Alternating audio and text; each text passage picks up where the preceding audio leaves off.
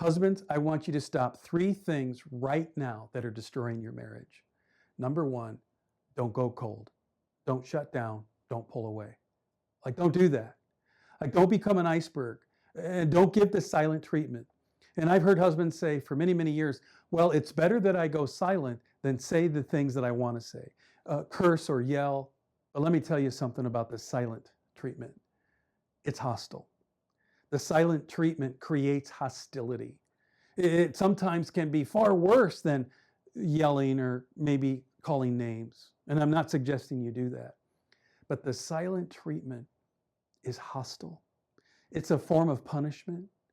It creates deep, deep wounds and trust issues. And so, number 1, stop the silent treatment. Number 2, husbands, don't be harsh. Don't be harsh. Find a way to say what needs to be said, but in a kindness, in a softness. Louder isn't better. Angrier isn't better. They always say, give any speech while you're angry and it'll be the worst speech you've ever given. So call a timeout. Figure out how to say what needs to be said, but do it in a way that's kind. And number 3, don't become bitter.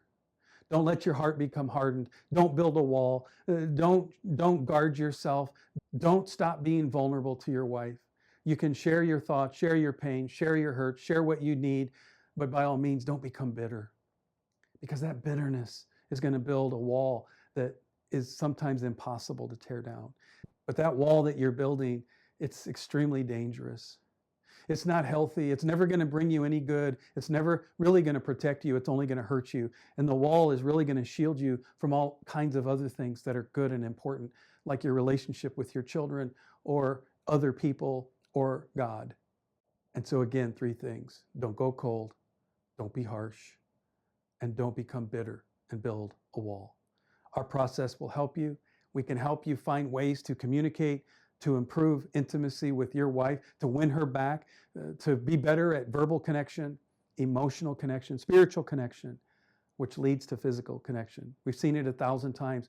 We've seen God move in big ways and in miracles, as a matter of fact, all the time. Our process is structured. It's easy to follow. If you have interest, reach out to us and we can start dialoguing. Have a good day.